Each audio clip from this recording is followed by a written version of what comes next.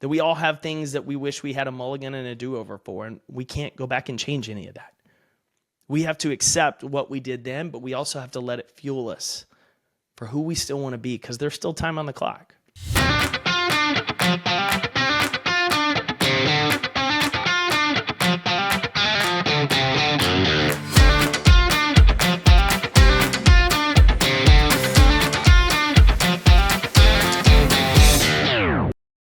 Good morning, competitors. Jake here, your Chief Encouragement Officer, and welcome to this brand new episode of the Compete Everyday podcast.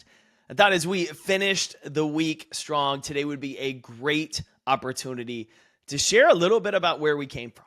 For those of you that have been on this ride with me for the last, I'd say 14 or so years, you know a bit of the story. But for a lot of you that have joined us along the way, I wanted to share kind of where the origins of Compete Everyday came from, where this whole idea started, what happened, and give you a little bit of context of where we are now and how we got to this point. So flash back with me, really the impetus of this, the seeds were planted before I ever knew they were. I grew up here in Texas, had a decent high school football career, had the opportunity to go play after high school and college, and I'd grown up with this mentality that I'm going to compete, that I'm going to outwork you and I'm going to outsmart you. Like the hard work beats talent when talent doesn't work hard. That became everything for me in life. And the problem that I had that I didn't realize at that time is as I was going, I was constantly in this me versus you mentality. I was putting all of my confidence, all of my worth, all of my attention, all of my energies into you. And if you beat me in a test or you beat me on the field, like I took it very personally as downgrading on who I was, right? If I won, I had value. If I didn't, I didn't. And I struggled with this. And in high school, that wasn't really the biggest issue. Like it helped me. I played sports, right? I was a super competitive, but it started to bite me after sports. After high school, I should say. I turned down some smaller school scholarships to go be a preferred walk-on at TCU right here in Fort Worth, which meant I got academic scholarship and athletic scholarship to come play. I got hurt the summer before my freshman year playing in a regional all-star game with a few buddies here in Arlington, and I didn't realize it at the time, but that kind of started to change the direction of where things were going for me. So I spent the whole fall semester rehabbing. I had a bad shoulder impingement. I had torn some stuff in it. So the whole fall was just rehab. No football, wasn't even out with the football team, right? Because I wasn't a full scholarship guy. And at the same time, I'm working out, I'm rehabbing by myself. I don't have anybody who I'm directly looking at to compete with, which was strange for me. It was a challenge. It was a lot of internal discomfort and feelings and questioning my worth in the sports world, in the world where I knew I can just outwork, but I needed to outsmart, right? I wanted to study playbooks. I wanted to do all this stuff, and I wasn't having those opportunities yet. At the same time, I'm going through school. And I grew up, those of you that know, like my mom was an elementary school teacher. She taught first or second grade my entire life. And I was reading from a young age. And so middle school, high school were relatively easy for me. I didn't have to work very hard to get good grades, which meant when I got to TCU, I experienced a very dramatic wake-up call. I go from never getting below an A to pulling all-nighters just to pass a class or a test, and in many cases fail a test. I remembered thinking how stupid I was. And I had this constant narrative and inner story about it. Not only how stupid I was, because now I was struggling in a classroom and I was supposed to be smart because I'd been smart my life. I'd been told I was smart, and now I'm not. And I didn't know what to do with that, right? My confidence was completely shattered both in the classroom and on the sports field. And I looked to peacock more than anything, right? I was struggling because all of my areas, wherever I found worth, wherever I found confidence, was in beating other people, and suddenly I'm failing. And so it was a whole lot of puffing my chest out about nothing. I was arrogant for nothing to back it up. I lacked the confidence, and so I was trying to overcompensate with that. And I really struggled inside. I was starting to get depressed, which at the time I didn't know kind of what was going on. Flash forward to my spring semester of college. This is where it gets interesting. So not only do I have to change majors because the business school wasn't quite going to let me in with my GPA, but football, I'm now having to change schedules, so my schedule's off track. So then when I finally get to the football offices, they put me on my own schedule until spring ball. And so once again, I'm working out by myself. I'm going to class and I'm going to the gym and training by myself. And mentally it starts to get worse. I'm not saying like I got to the point where I was like suicidal or anything like that, but I was just in a hole. I was in a funk. And it was a point, if you've ever been in that spot where you can't name the feeling, you don't know how to describe it to anyone else. You don't know what's going on. You're just struggling mentally and you don't know why. And so you're looking for everything from parties to girls to you name it to fill that void, to try to find confidence. And I wasn't showing up as who I wanted to be. I was showing up as someone just clinging and grabbing and scratching and clawing to anything that would make me feel like I had value. And I'll never forget, it was a Friday afternoon. I'd gone to the weight room. I'd done a session. It was squats and I don't even know what else. And it was only people in the gym were me, Don Summers, the strength coach, who still to this day I think is one of the scariest humans I ever met in my life. And I remember doing the workout by myself. I remember going into the locker room and I remember passing a mirror. And when I looked over at the mirror, I caught my reflection. And for the first time in my life, I remember hating the person looking back at me.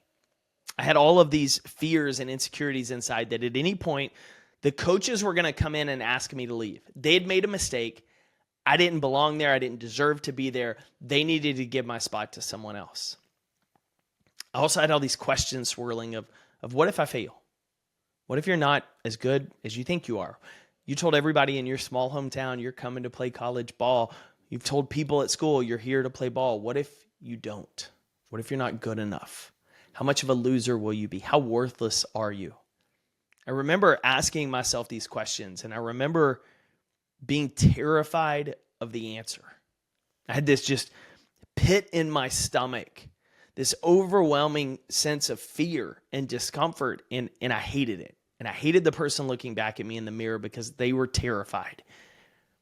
And I remember sitting there for a minute, staring at myself, disgusted with the fear, ashamed. And then I did the one thing I'd trained my entire life not to do. I turned in my stuff and I quit.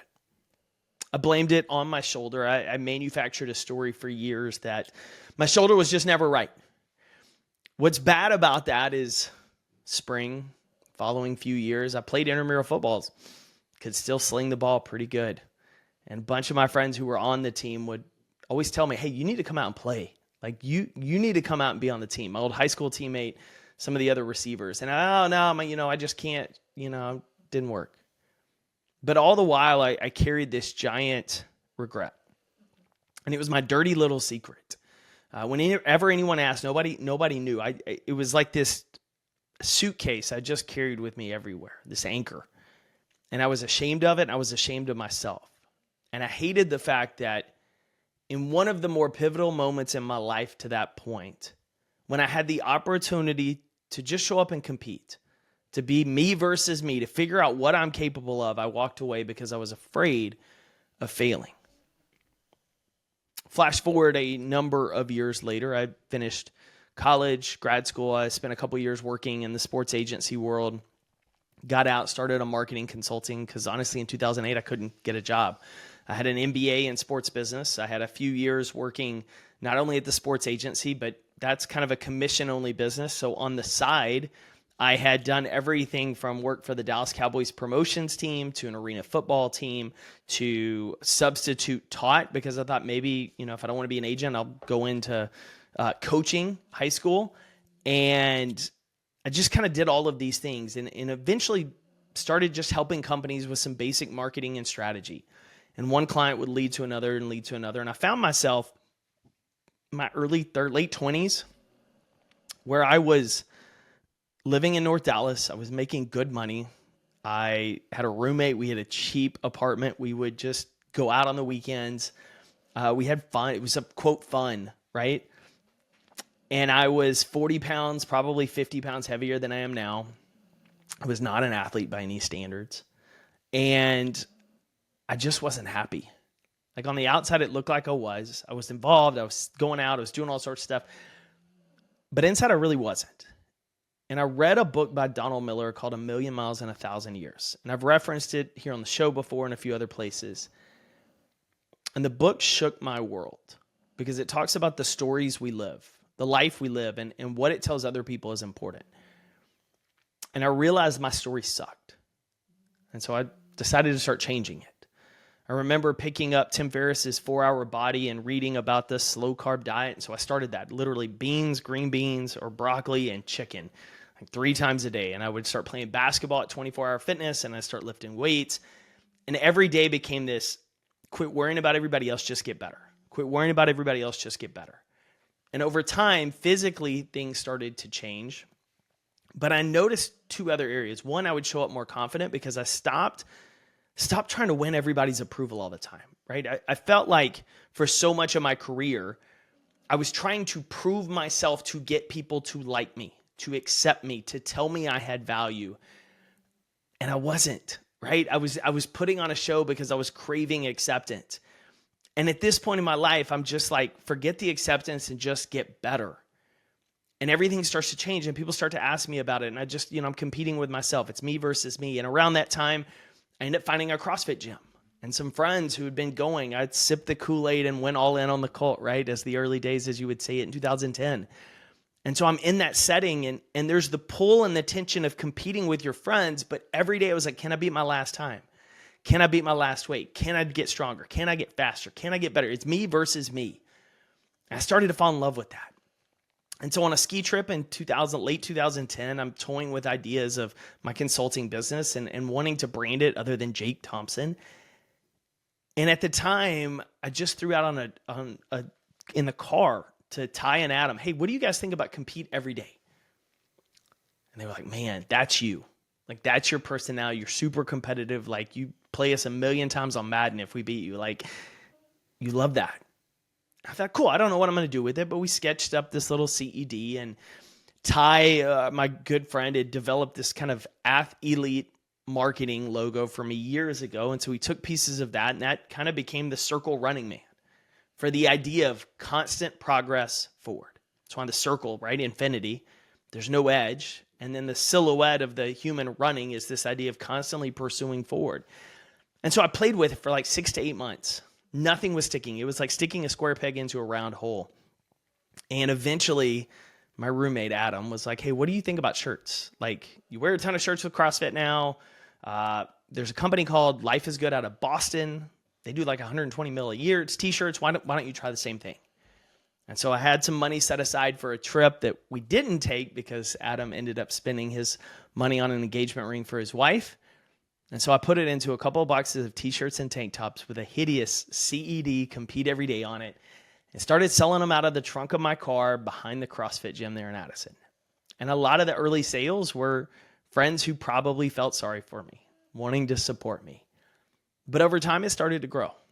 And I had no idea what I was doing. I had no background in e-commerce and selling products and printing. And so I'm learning by making a ton of mistakes and trying to figure out how to navigate this and build a business and get the message out. Because the message, the reason I wanted these shirts, the reason I wanted people to compete is because life is worth competing for.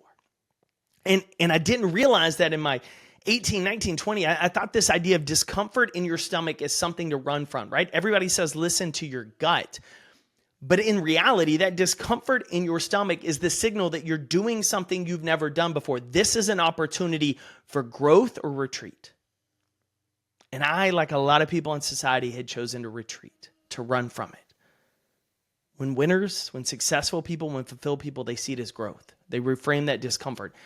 And then they understand it's not about anyone else. It's not about what anyone else says about your pursuits. And if you fail or if you win, forget all of that. It's about you against you every day, about finding out what you're capable of. Because at the end of this day, when you get to the end of your life, it's not going to be about how much money you made, right? It's not going to be about how many followers you found. It's going to be coming face to face with the version of yourself you could have been. And the goal is to get as close to that version as possible, so that you don't look at that version, that best possible version, that perfect version of yourself with regret, but you look at them and smile and say, dang, almost got you. And so I started this whole idea of wanting to help people compete with themselves, to stop living in comparison to everyone else, stop letting everyone else judge their worth and their value on them, and just worry about the man in the mirror and compete with yourself to be better than the day before. Because at that time, while I'm crossfitting, not only am I pushing me versus me, but I'm starting to see friends make the same decision I made at 18, 19, 20. They're settling for just shitty relationships because they're comfortable, but toxic.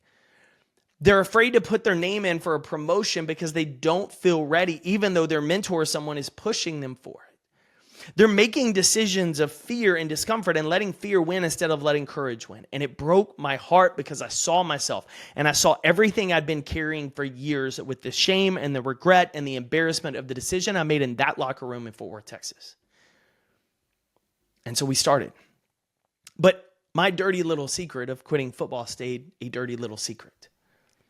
And so as the brand grew along the way, I started getting opportunities randomly to speak. I would travel the country. We'd work CrossFit comps, rock and roll marathons. We did Dallas and San Antonio and San Diego and Vegas. And I met so many amazing competitors. Maybe some of you even listening here, we met at one of those events or those trade shows or the CrossFit comps along the way. And in 2014, Texas Children's Hospital reached out and they said, hey, we're having an HR week. We want to buy like 150 shirts. It was a huge deal to me at the time. We just signed the contract with Rogue as one of our retailers. We'd picked up a few other boutique stores, but this was a big deal because they were like, hey, we want 150 retail. And then they were like, will you come speak? I was like, about what? Like, just come tell your story.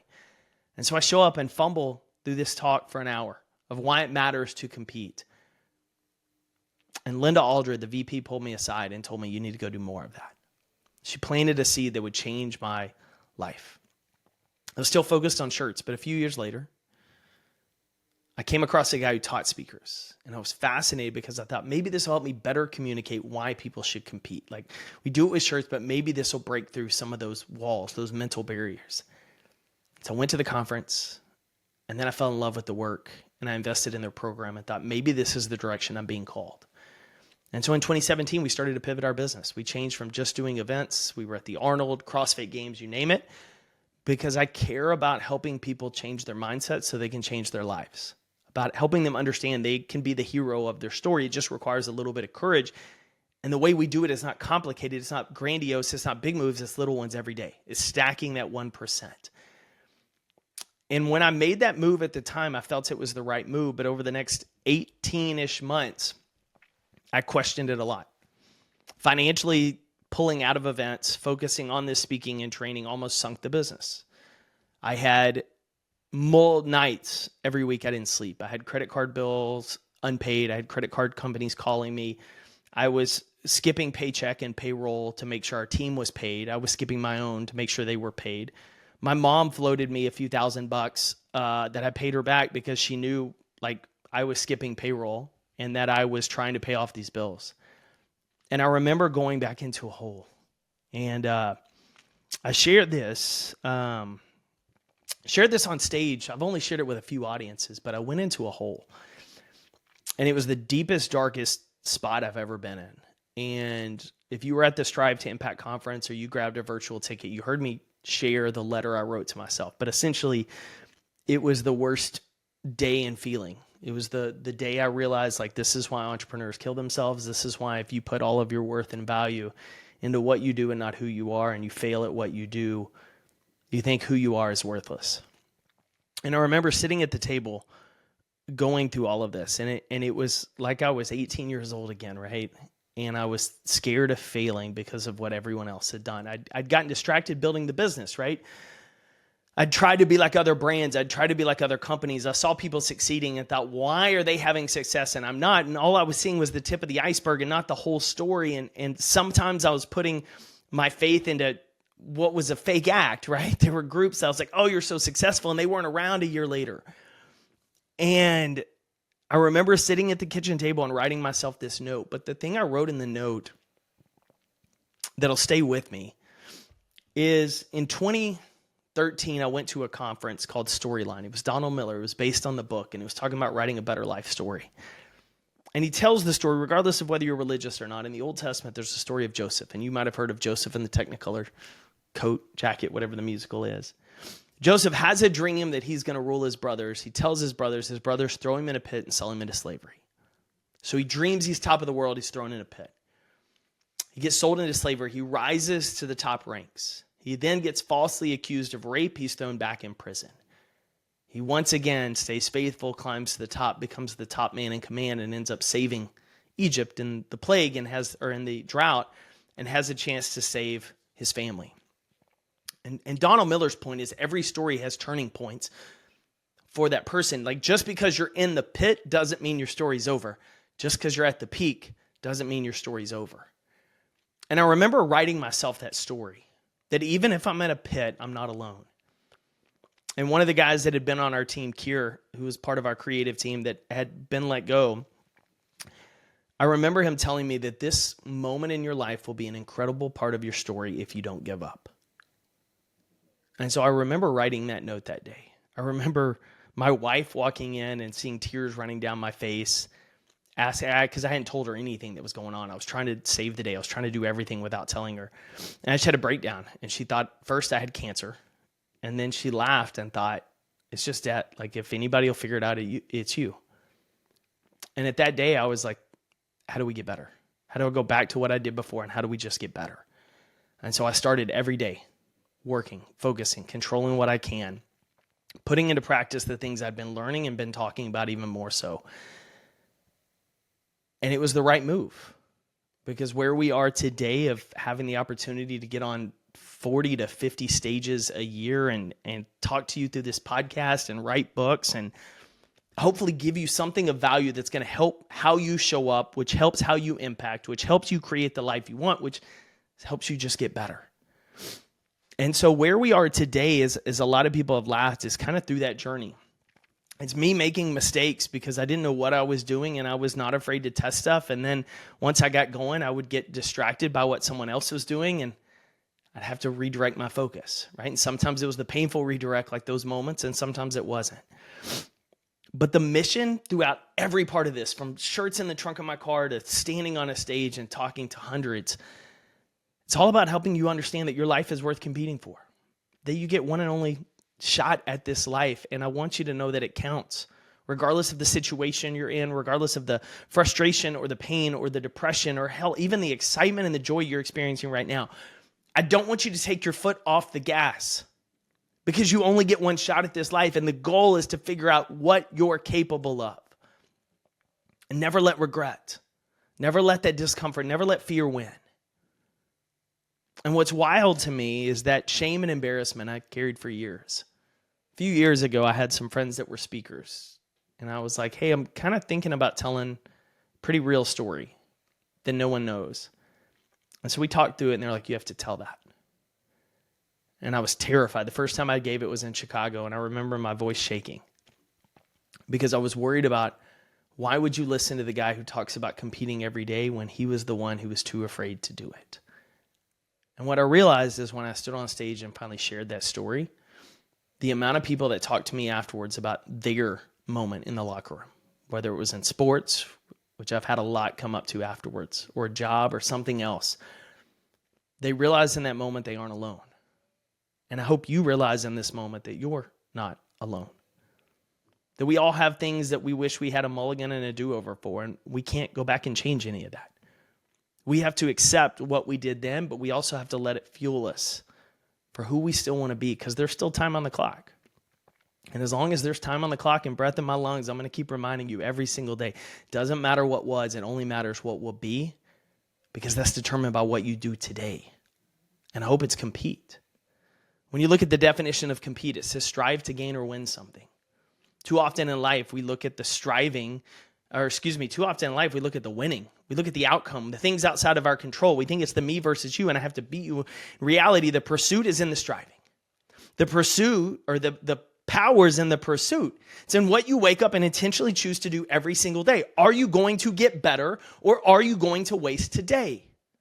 Doesn't mean working out every day. It doesn't mean working in your office every day. It just means getting better.